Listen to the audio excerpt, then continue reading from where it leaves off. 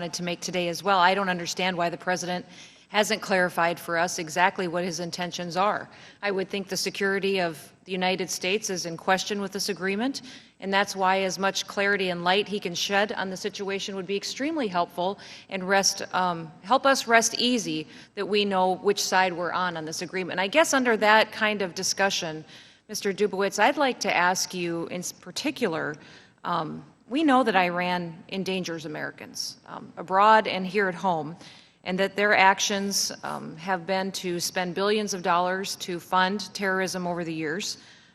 We know on this committee that the tax code can incentivize or de-incentivize actions. That's what this hearing is about today, is to talk about what provisions are in the tax code that can either be used to encourage Iran to take action or discourage them from taking action, and that can have a powerful impact on decisions that are made into the future. It can be a critical tool for punishing Iran's behavior. When trying to modify Iran's behavior in the past, what works better? Concessions, giving them concessions, or giving them penalties for how their actions go forward?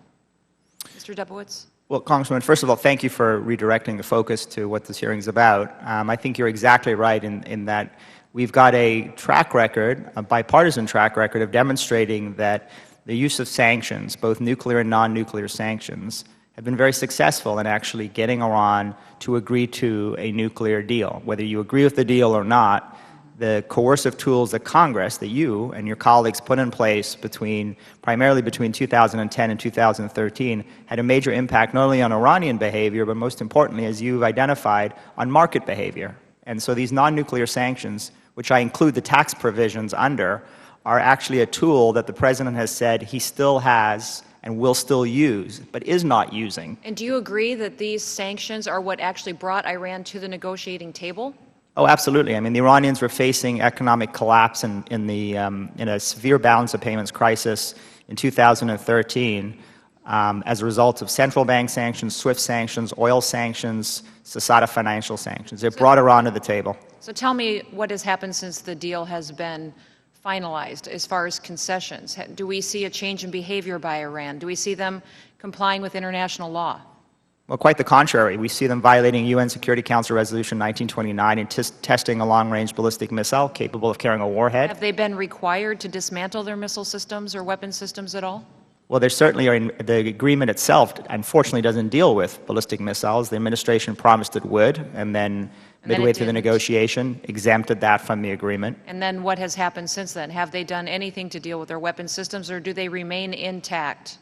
No, their ballistic missile program, in fact, is expanding, and it's expanding in the direction of an ICBM program, which obviously, from an Iranian perspective, they need an industrial-sized nuclear capacity on the enrichment side.